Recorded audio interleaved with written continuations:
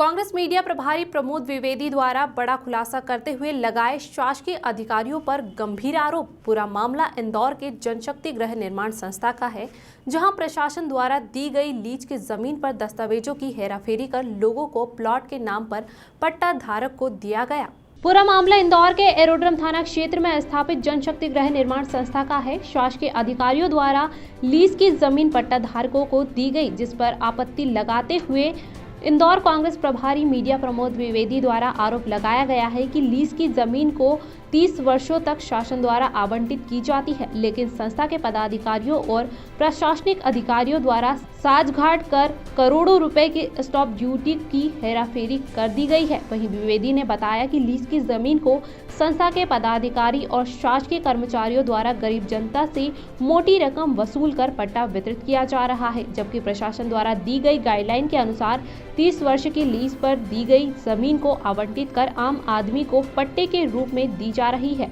द्विवेदी द्वारा बताया गया कि जहां एक और लीज की अवधि समाप्त होते ही प्रशासनिक अपना कब्जा करता है, ऐसे में इंदौर में प्रशासन के कई अधिकारियों द्वारा मिली भगत से ऐसे संस्थाओं को पनाह दी जा रही है और गरीब और आम जनता को लूटा जा रहा है। मीडिया प्रभारी प्रमोद द्विवेदी द्वारा दस्तावेज सहित मीडिया से चर्चा की गई और लोगों को इंसाफ दिलाने की बात कही गई। टेक्निकल मामला है और अनियमितताओं का मामला है, सरकार के दोहरे आचरण का मामला है। इंदौर विकास प्राधिकरण या अन्य प्राधिकरण, चाहे देवास प्राधिकरण हो, उज्जैन विकास प्राधिकरण हो या हाउसिंग बोर्ड हो या नजुल विभाग की ज़मीन हो, जब वो लीज पे देते हैं तो 30 साल की लीज पे देते हैं। यानी लीज का मतलब होता है किराएदारी, और किराएदार व्यक्ति अगर उस प्रॉपर्टी को बेचता है तो ये माना जाता है कि उसने विक्रय किया है, तो उस पर विक्रय पत्र की स्टाम्प ड्यूटी गाइडलाइन के अनुसार लगती है। इसमें सीधे सीधे वो पट्टे पे ज़मीनें दी गई, यानी करोड़ों रुपए की स्टाम्प ड्यूटी चुराई गई,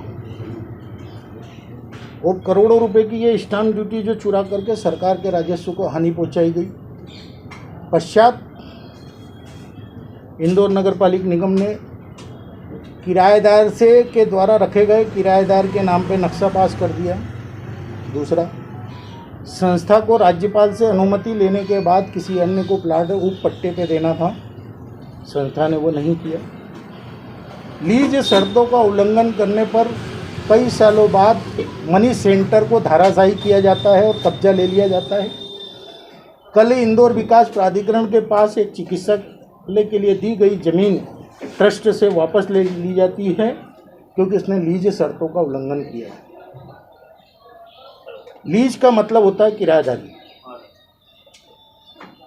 और इस आखिरकार में इतनी अनियमितता होने पर इस संस्था पर किसका वरद हस्त है?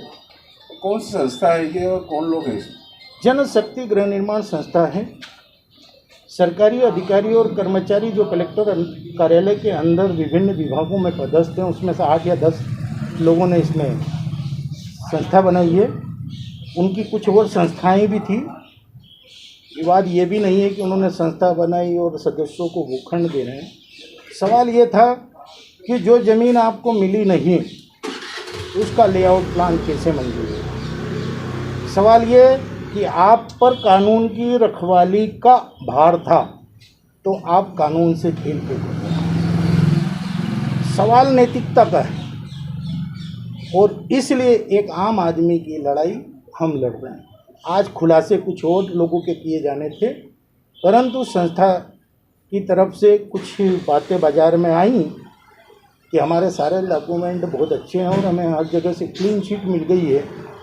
तो अभी इस डिपार्टमेंट की तो क्लीन चिट मिली ही नहीं है, अभी कुछ जगह के और दस्तावेज आ गए हैं।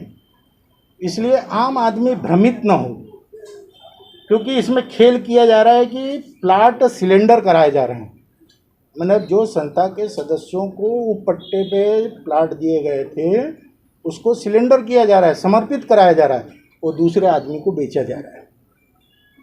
बहुत सारे खेल। आपके अनुसार स्पष्ट रूप से कौन कौन इसमें आरोपी है आपके अनुसार? नहीं, मैं आरोपी किसी भी व्यक्ति को नहीं बता सकता जब तक कि कानून नहीं बताए।